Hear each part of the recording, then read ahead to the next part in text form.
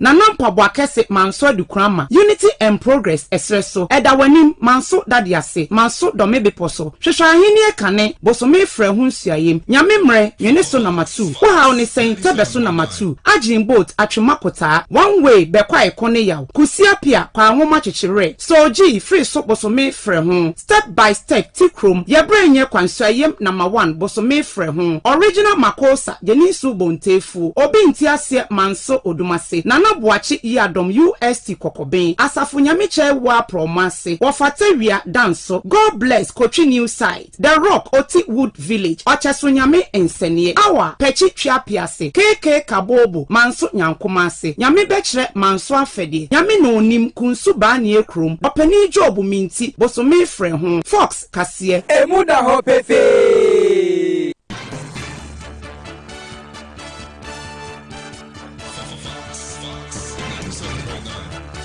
Lock it in. More news, more information. Fox. Bramoto mama ya mamuni na ha wo mai mu sama ya bobo ano ene de bramoyi bramoto breka seboye nam www.foxfmonline.com afi Facebook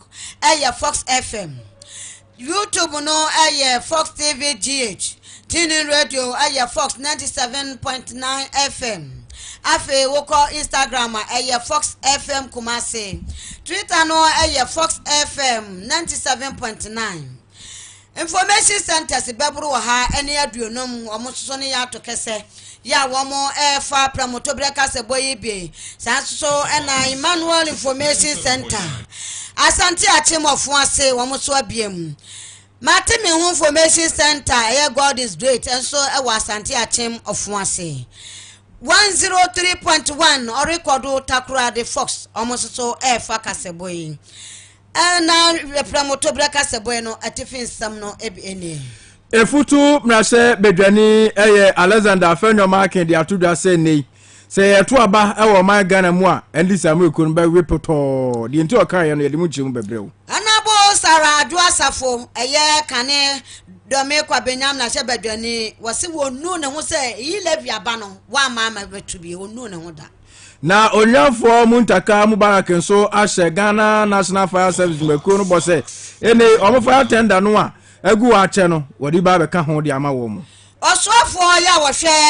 obo ade bobre mu abode nyansape ene niama awodo eso omo se wo mu ba be hwe permita yade etu agudie no ye ba abeye audit ewo mu na agudie mu nsam kro no a ena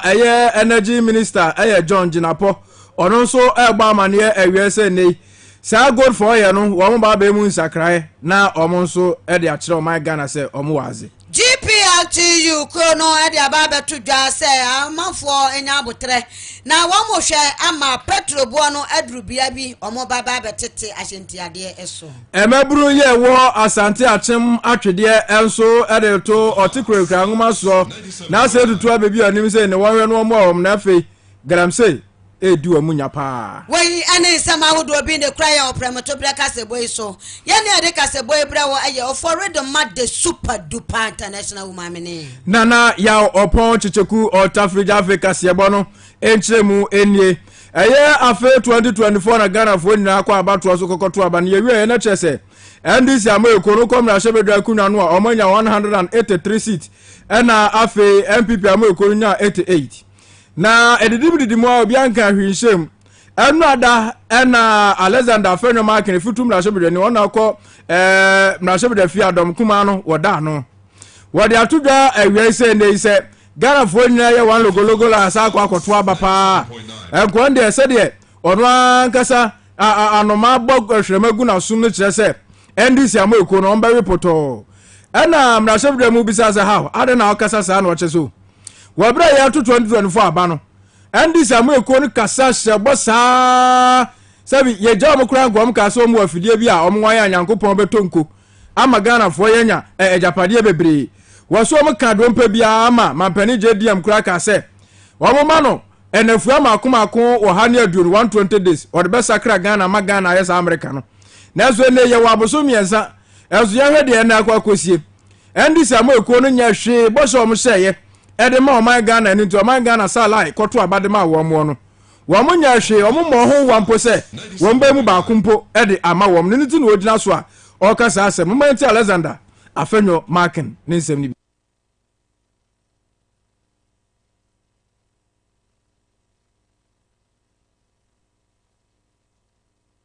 to respond to that have gone into the record of this house, which matters were raised by the majority leader. And it is my right, far right, to respond to this because he introduced it. Mr. Speaker, if the majority leader talks about improper behavior, I dare say that his is wet. Because he's saying that his government has kept all promises. Even appointing ministers, you gave a promise last week. The 4 that are remaining, you are refusing to. You can't. Which promise have you kept? Which promise have you kept? You said 30% of women. Have you complied with affirmative action? You come here and then you say you kept your promise. What promise have you kept? When you say improper behavior, yours is wet. Women in banking, only 51 million. Agriculture.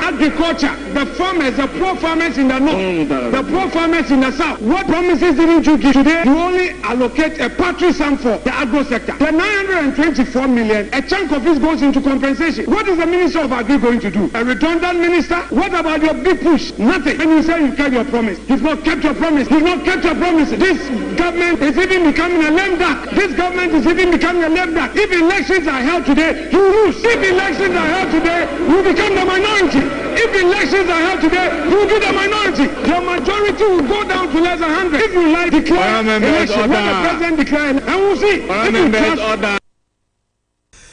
Na say Addis America so me mema no mo pa nei. Ye we say beto aba. So mbenya ba kumpo omrahye bdafia. Omba wi atitim. Eno aye afenyo marking ne nsamo a wakaye no. Fox 97.9 Pramotobra Kasebo na waso eguso na krane dome kwabenyam na shebedwani eye onabo Sara Adwa Safo. Ebra ye beto Levi abano na nado dankwa kufu adu abenso. Maami ye bono ba bia wo she maami ye anyi niti. Na wo mu behia ni vote no pa ama wo de adidwuma e wo mra shebedwafie wo so maami ye ama. Eno ma akwaye abufuo ma chese nsem awodo pi na no wa ba bonte no abeka sede ntia wono wokwa se ni Levi no e de aho kire e beba Ghana fo so enti no ompre so se na na do dan kwa abufuo adokura wo de beba enti ene pa 2020 to wa ma na wonu ne ho da se sa Levi abato no wa ma ama meto esa se na de aho kire e bebre Ghana fo ona bo Sara Adwasafo Adia Bakua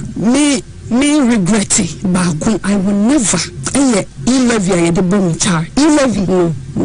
Levi ban yentoboana aban pese yenjiji manfua ewo Ghana say bia wo ye momo bank to online banking that kind of thing electronic transaction. Ne ba ye no anhyehyɛ ni ba ye no esoro ho ne mu bi no me susu say emwa Ghana exactly so emwa ye esan say me baby me fi any baby I tete me papa ofi grass any work grace mu tete ofi him ena nyame aye no defo eni oba ye so no de tete ye ne soro ni gina fo eye charity eye se ye bua ehyanfo ye bua onibiefo nyanka na se be me se me na me hu 11 ni se na mko na me hu no eto body ko fi brokeman tete o body ni na na egu ho no bua mi ko ni 500 Ghana me get 300 no tutu o say me maami wo ekura me sendi sika koman okotena so no o sendi kakra na wanyama me yatin na ensitin na me ma so mpanyifo ne me pamonso de matena sesa de amode ban dodo no ebekuntia no pasiti na mo ahotire no be mo intimi I was torn between my church and my political party so my party say yanko so one consultations are we dey different from say for engagement say grassroots ni nyama ni nyina where they made the be a producing fee which is Domiko Abenya which is my papa sorry and my papa sorry bebre no so to one bebre no so sabe omo ye buka bebre dum no so na do so wo man ni mu na omo ti ade ya se no reduce to this level kokko ya to 2 minutes to so awoto na ode ma a practice ani ma me o yare ni timiti ya ye pa sa de ebekun Honorable Sara Adwasafo no wase Levi no kra na ma MPP for wepoto enti one day wonu ne ho nanu no ta se Levi aba no wa ma tubi esa se no nim se Ghana anya ade a ebebo ayen na enra mrahyewiafo kwa asetena na asetena ne mu na mrahyewiafo no bibisa odunyanfo Muntaka Mubarak aswase mrashebedwani won na sanso ye oswafo ye amano ne ensam so ebisan say ne fire tender ya Ghana National Fire Service diduduma e wo man Ghana mu no da be pa ne bi beba amom de ade amduduma esan say de on de da nyina no e adra bi asese na onafo mu ntaka mu baraki wona no say ene pa so bejana na mrom ashe bose na anase china na fire tender no e beba de na cheso retrofo was fire tender ye kan wasem nyina sebi na mosia scan ye de to etina so ye no ene oman aso ye ohwe oman sika samso e di kasubom omgusu ye omokasa so obekukuru sika pudo di ama omso omonkonkotobi na omon famre Ghana National Fire Service de be na ejaba sabasa ya edi Ghana adihye nya no ombetumi atu ase o se ene wohwem kura no a fire tender ya Ghana National Fire Service bi edidi dwuma no ebi kura nya mfinhye aduonum aduosia aduana de nyine ye kura no eye 20 years wase wa fire tender afa kwa weso kwa weso na 50 years wa ha bra papa ben ene bebo moment no nyamfo muntaka mubarak. We are currently in talks with the finance minister to see how allocations to be made. So as to when we can say by this we will have the first new fire tender coming in. So we are currently in talks with the Minister of Finance for him to appreciate that the newest tender that we have is over 50 years, and definitely we need to be able to go through the fire service. Knowing that the envelope is tight, the finances are difficult, we are talking to the finance minister to make room so that we'll be able to do the fire service, because Mr. Speaker, as the House may know, between October and February, we will have an average of about 50 fires across the country, and sometimes it is so devastating and very difficult. But obviously their tools are obsolete, and we need to be able to retrieve them. And I'm sure the finance minister is very much aware of this and is taking steps to assist the ministry to get this fire tender. But unfortunately, Mr. Speaker, I will not be able to tell when exactly we'll be able to do this. It is our hope that we get them like yesterday, meaning that they are very urgent. But because the finances is raised with Minister of Finance, I will not be able to give a specific time. 97.9. Na aswase mrashebedwani wie ya pen oto aso say ene Ghana National Fire Service dum jadum akuo no wo mo fire appliances a wo de duduma no ya hanu aduanan enso 247 na mu 199 ena adwuma say mu 48 de ye say wo mo gu ba bi kra ya ye nei say ye koto tai na ase say ye koye de na ye ni nyina ya de adameji na adwumafo makoma 17,514 ena say o mo so adwuma nti say de odum jadwumakuo no o makọ yenye mu pa ya wa be na de ode ne se be hyendem ni fo behwe se fire tender no wo mbenya bidi adwuma. Ghana National Fire Service has a total number of 247 fire appliances across the country. Out of this number, 199 are in commission and 48 are out of commission and are being worked on at the various mechanical workshops of the service in the region to ensure their continued use. Mr. Speaker, appliances include all firefighting trucks, recovery trucks, turntables, hydraulic platforms, and water tankers. Mr. Speaker, the Ghana National Fire Service has a total workforce of 17,514 personnel. These personnel have been deployed throughout the country to perform various operational duties. However, the service lacks adequate and required modern firefighting logistics to confront fire outbreaks, as you can attest to recent fire outbreaks at several markets throughout the country. Koti ye aswase mrashebedwani ononyamfo muntaka mubarak. Oswafo a wo hwe obade bobremu abode nyansape ene ho ntotoye awodo so onabo Ibrahim Mutala Muhammad na wode atodwa sesese permit ya yede mane no yede tu agudie no womo eba ba yenhwehwemu ewomu na de ntia akwa sa nyina ene se wase oswafo akane na wono ena wohwe yensase ene fom agudie ensem so onabo Samuel Abujinapo yato abano ewie ye no a chinua no permit be se aduonunum 55 ena bretie ne mu no wosan eyusu ye eninti adenti ena etumi akwa basa eninti wono ne ahweye ye hwe ensase ene fom agudie ensem so ena afe EPA womo aka bom ye eninti womo eba beti abadwakuo na womo ayenhwehwemu afa permit ya de etu form agudie no eho Honorable Murtala Muhammad. But if the law is passed, then what happens to those who are already mining by the old law? Now, that is a genuine question. But what we are doing, press conference for Minister of Lands, meaning me colleague, Honorable Bua, we are addressing the press because our preliminary investigation proves that between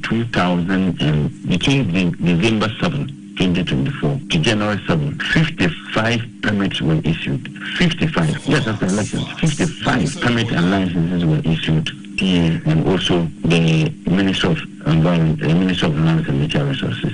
Many Professor Professor Brankuche, the CEO of EPA, she has never signed a single, permit. Apart from that, a lot of permits were issued. That is why an interim MSA, in fact, we are going to have a press conference. We are inaugurating a committee to investigate the circumstances. And here you Honorable Ibrahim Murtala Muhammad. Na MPP abandadano eba ye no wode nhihye bi ba say good for oil. Let's say ye de yesika akọ no kwa na yakọ akọje oil na yenso de aba bedi adwuma. Na abansesa eba ye man di si ba ye no mo kire say sansese no na ase spectacle bi na emu na ho ense na mfa magana fo. Etiba o ma be o ma suspend kakra. Na suspend o ma suspend na se bi o mu twam kura na mbom wo ba be review. Eti omo atu committee ya sa committee no eno omo ba behwe na afei wo matenase na sanseye ya MPP abandada no ye no wo mo nso ayemu ensakraye na deputy finance minister chairman na deputy minister of energy omo enso ka ho bi na wasi say no wo mo de ba be ma omo ankasa be toto gold no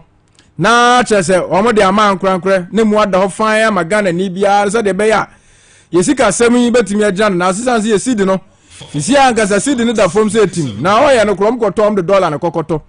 eti omo beton so a esidi no a no beton no mesa na yesika sem no da fom eti se no omo ba behwe na gold for ye no omo review a se de be ya yesika sem no betimi agyan na aso ensemi ononyamfo ya ono and they also for share our near some so John Abdullah Jinapo and an some for a cassa moment said or see HDM. The gold purchase is a good move. But when you purchase the gold, you export it. What happens is that then you have a gold you hold on the forex that can pay. The challenge with the previous system is that there were too many middlemen in the layer. So you want to take all these middlemen out, and also you want to bring in the private sector players, the BDCs and the OMCs around the table, so that there is a high level of transparency. And so currently it's been suspended. They're forming a joint committee which will be jointly chaired by the Deputy Minister of Finance and the Deputy Minister of Energy. They will sit around with all the players and develop a proper roadmap so that we can have a working roadmap that's both government and the private sector, and also to avoid a situation where, under the previous administration, the Bank of Ghana was taking a major hit. So far, our record shows that the Bank of Ghana incurred huge loss,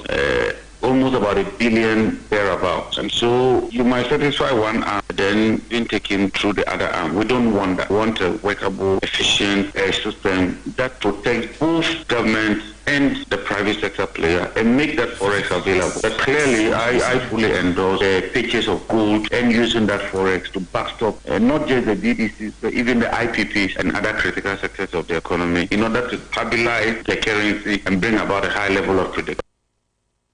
As Mama and Minister for Energy and Green Transition, John Abdullah Jinapo. GPL to you at our phone Kabomuko no penny for Midday above and say, one more share petrol homes and some no say a tea eba bedrew 1 liter no bedrew cities a doomy and 12 cities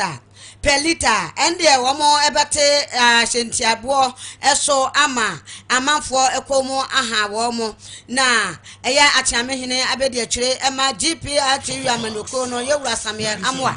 ena okasa ejina empanifo na nemu edansemi edi wochira na ebira yeba abedi bronya no mu no anase yeba be hono mu no na niema bo kokosoro petrol kosoro en oye mo bo kosoro insurance DVLA taxes ahodo ya na de so na chese ama ene ma kosoro ene ntina wo bete petrol so ana enye ye na so sa bre de nyame ayadom omo se niema no eye kakra ba ebo no so ete wo petrol no so ene nti se eba fom na ebedru ba bia esa omo hwese omo ete so a omo bete so na etumi aboa ama amanfo komo aha wo mo sei ena ye ne twetwe nkomo no ode etudwa. Normally, we have a 10% threshold that we normally check on. We do check on where the fuel price was and where it has gotten to. Then let me also chip in this. We don't also consider only the fuel price to determine our transport fares. We have some other components like the spare parts, as I earlier mentioned. We have the lubricant, we have the taxes and the petroleum product as well. So when it happens like that and we want to consider whether we have to increase the transport fares or reduce it, we have a team that will go out to the market to go and check where those, percentages or where those components has gone to before they will bring their reports. Then we check on, either a percentage reduction or a percentage increment. If we check on the previous time that we had our, transport fare increment, I believe the fuel price was around 12 cedis there per liter thereabout. I stand to be corrected, and it has now gotten to looking at it now, we are talking about diesel about 15.49 and petrol about 14.99. So we are praying that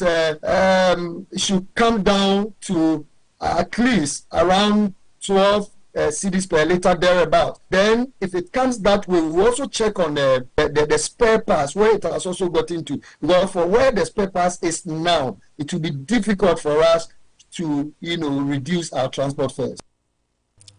Yewra Samuel amwa enono achame hina be de chire ema GPR TV amanyoko no an wose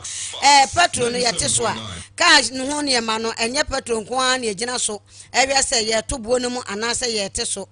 spare parts ne oye ne taxes ahodo egugu so ni nyina no eno na wo mo hwe na so ye hwe kakra petrol no so te ba fom eba ebedu cedis dumienu per liter na ene de wo mo behwe se wo mo betumi ate so na atumi aboa ama amanfo so school mu atumi aha wo mu. Na concern youth for Asante Achem atwede ye wa Asante Achem South Municipality mu won brom so obi asu naniwa eti se na GPLT for super true ho won de won super true ho won su garamse ho won su garamse du omunya pa wa sampatam ho ene nti won makoto sra santema euro tikure kra ngoma so na se tutu abebi otoso mienu se omrai na afi o mabua won na garamse no ntu ase kra mfamfuro won che se ne nsuo ya won sanu mo ye nyina no garamse ase no na won se de ya kra anse ne se wonam kra na se ompabua fa atacha wa hwe na se garamse fo bi na won ba woro mpabua na garamse wum won se sa de we ya de a ekoso won mpatam won mu a emwa kra ntitiro enkra nso nkosuku ensu esei won kwaye ene won mfudie enina esei etina se tutu abebi on na pamfo mrai na omabuom na no pay ana first morning drive so obra the champion na Kwabran Pratum etna ase no assembly member Patrick Kantwi Kakari eno ne bonkomo moment e said o si chirim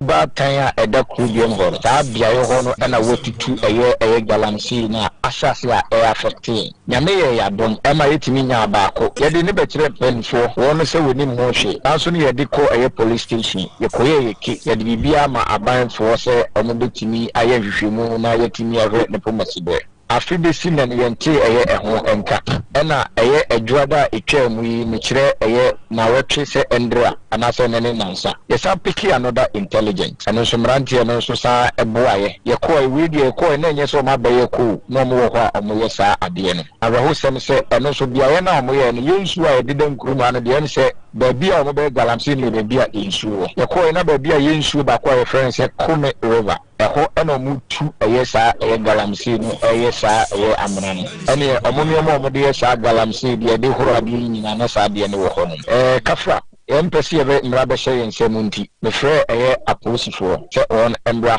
na nipa ne be se em se enkon na esanse ebre abako na etwa mu na mrantie no eboaye ema ye kye wo ma omantin kaninti no na ama omugidie wo aposifo mu sa abre no na emsena aba from intimate person ke di omobema police for no isa so mo na bo aminti omo so kira adwen se yem fa omombra ye mpanifo so anim me kira atrankunyafo no ni eme busa ho asem so mo na amo kwan aba etiniema kakra ye je ye no na ade chi ye no police commander invite ye call ye na ye de nsem ene ho komokoto o manim na ye de ehye o mo nsa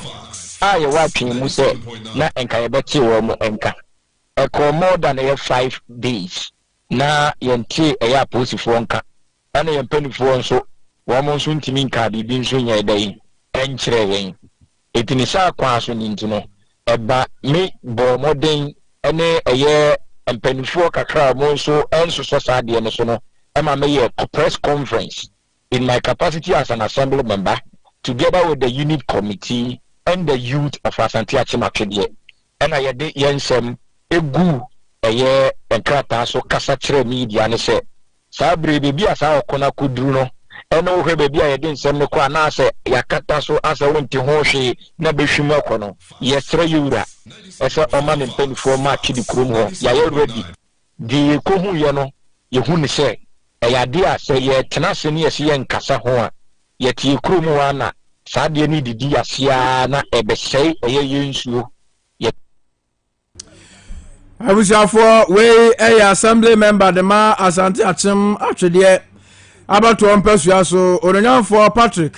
entry wone the champion man the Ghana's morning show lecturer na nakwabran prachum ene bonkomoy ye no so yama watibie ye ko tachiman ewo bro isman tam no emu na ye wura afi mu abosome emiensa epe mu ene no omo ekire se nkwada nan ya mobon se ya ba akokora de mfie dumiensa ene wowo ena nka ye de wo mo ema awade ewo tachiman mpotam ho no mo na Ghana Education Service ena afi dobsufo ena afi nwumako bi a enhye aban no ase ya wo mu nyina eka bo mu se wo mo behwe na wo ma agesa amofra yi afri sa wo hawye emo na afi Ellen White ya se wo wura yire Ellen White opoko ono soso panyini a ono soso ehwe niema eku etia nkwada ensem so ya Ellen White Sustainable Foundation ya ewo bro ismantam no mu a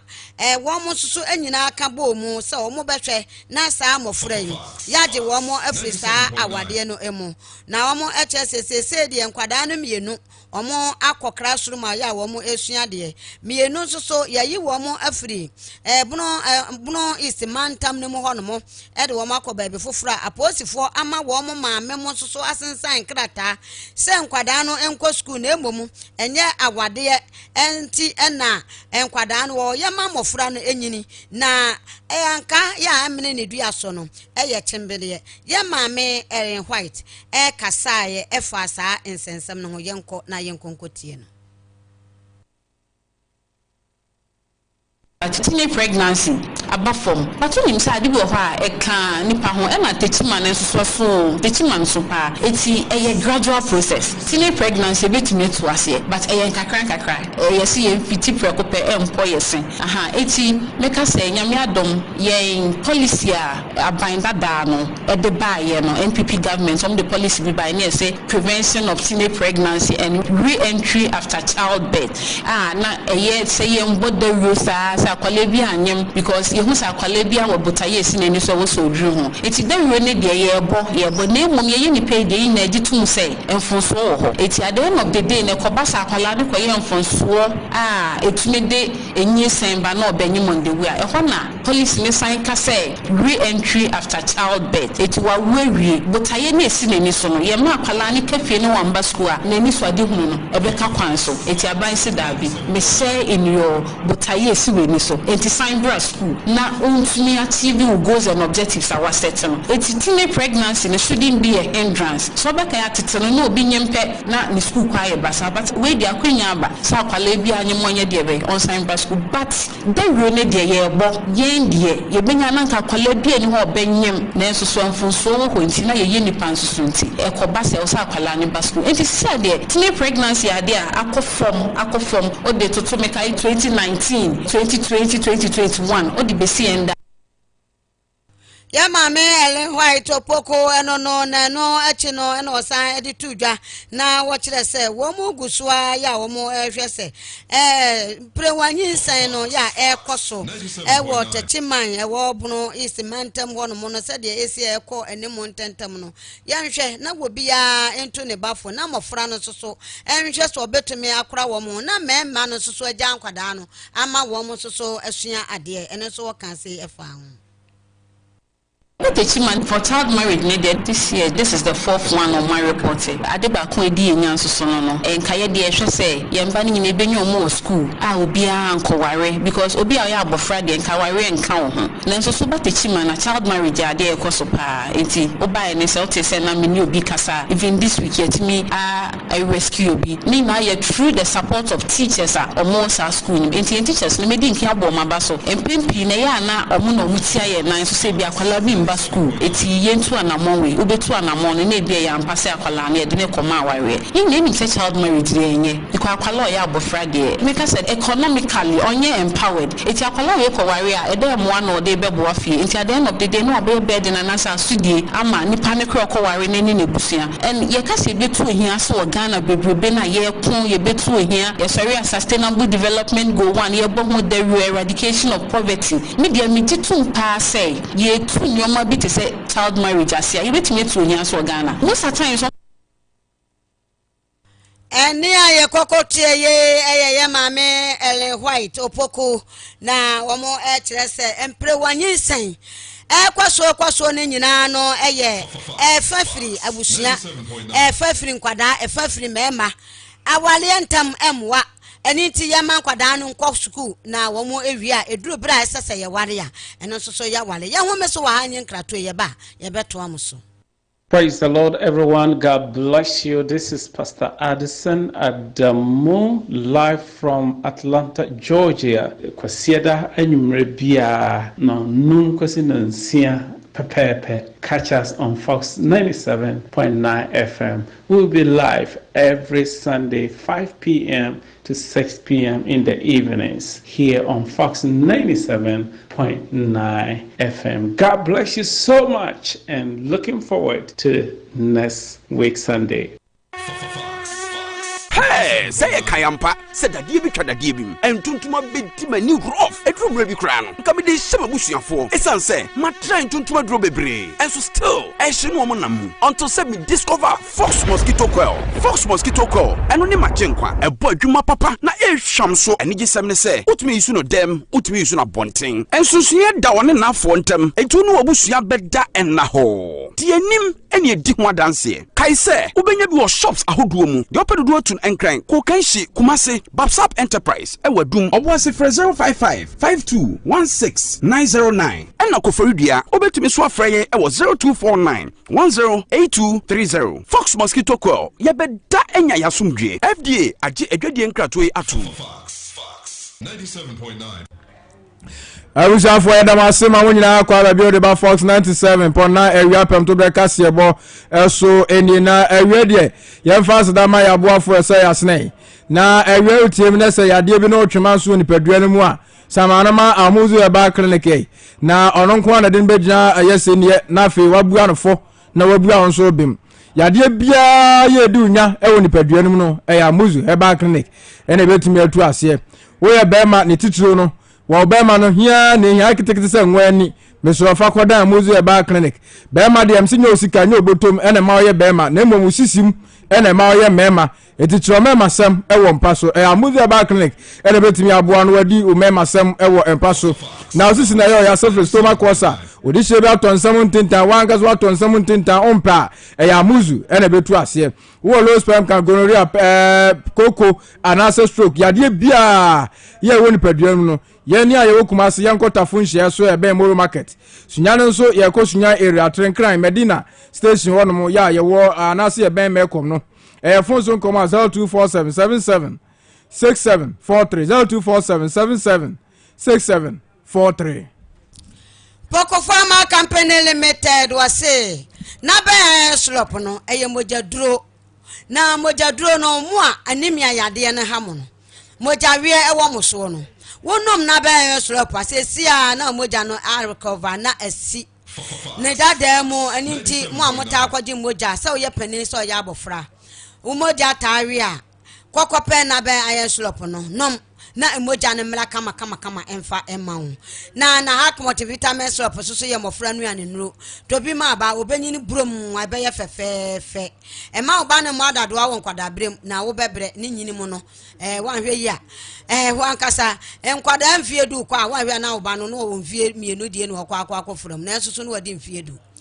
abofra no yidie mu no wo man na hakmot vitamin syrup abeyi yade afrim afi wo kosku a wo behunu ade obeye fefefe kama ama abofra no ono so anyina beye panimpa mestag tu ni daniase o se aka na nsa amwabu nsa oba na wakwa akopɛ mestag ni bi no ano no wo mo hunu ye no wo mo ani dane enyina atu afiri wo mo so eni ti ko pokofa mafo so ye fumeso nkrakwan so ho no wo mo wo o se drasto bia wo bewura mu bia so wo mo nuro no ebi ewo mu eye papa to bi nom na ebeboa ho pokofa ma wo se ya pomoden efarebai aha ena yedemo esi asamufo eye yewura Ben Anson ekoba jasi abra kradu chei omo eye chief executive producers ema ye wi Richard Eddie ko Facebook dani ena 15 video no efruma ema yen apesa makafo eye oforedo mad the super duper international woman mene nana ya opon checheku otafrija na ye kramo akono ye nyamo sapan yase wodi aja kwa ye nya wo kwa na ya hyeche dwumadi esronko bi ende eye extraordinary yase wo sadamu a ye ni nyawo eni tetra fidie no ho eni wa fidie no emfiri ho odihye ba Frankie Taylor mapo upnest Force kasi efiti koti ana ne ho age efie mu kasi etwa ne ho information centers ahodo yi so na not to be come go first manso aponapono padmo domi abra amumen santobro so high auto jacobu nyame ye nyame pechi number 2 maranata manso suana ofata baro na nampabo akese manso adukrama unity and progress esreso edawanim manso dadiase manso domebe poso hwehwa ahini ekane bosome frɛ ho nsuayem nyame mre nwene so number 2 wo ha oni sen tebe so number 2 ajin boat atwemakota one way bekwa ekone yaw kusia pia kwa nwoma chichire soji free so bosome frɛ ho step by step tikrom yebrenye kwansayem number 1 bosome frɛ ho original makosa yeni su bontefu obi ntiase manso odumase nana boachi yadom UST kokoben asafo nyamiche wa promase wofatawia danso God bless Kochi new site the rock oti wood village ocheso nyame ensenie awa pechi twapiase KK kabobo manso nyankomase nyame bekire manso afede nyame no onim kunsu ba ne ekrom opani job minti bosome frɛ ho Fox kase emuda ho pefe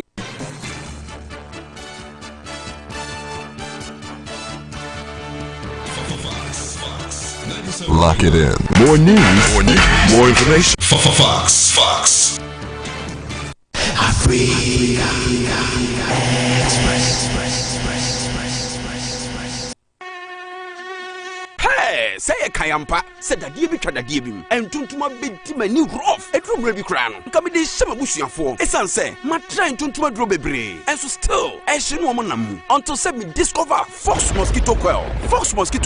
and only my jenkwa, a boy, you my papa, na a shamso, and you just say, Ut me soon of them, ut me soon of bonting, and so near down enough for them, and to know a bushia bedda and naho. Dear nim, and ye dick one dance here. Kai say, Ubenya do shops a hoodwoom, the upper door to encrank, Kokenshi Kumase Babsap Enterprise Ewadum Obuasi for 055-5216-909 Ena Koforidia Obetumi Swafreye Ewa 0249-108230 Fox Mosquito Coil Yabeda Enya Yasumdwe FDA Aji Edwedi Nkratwe Atum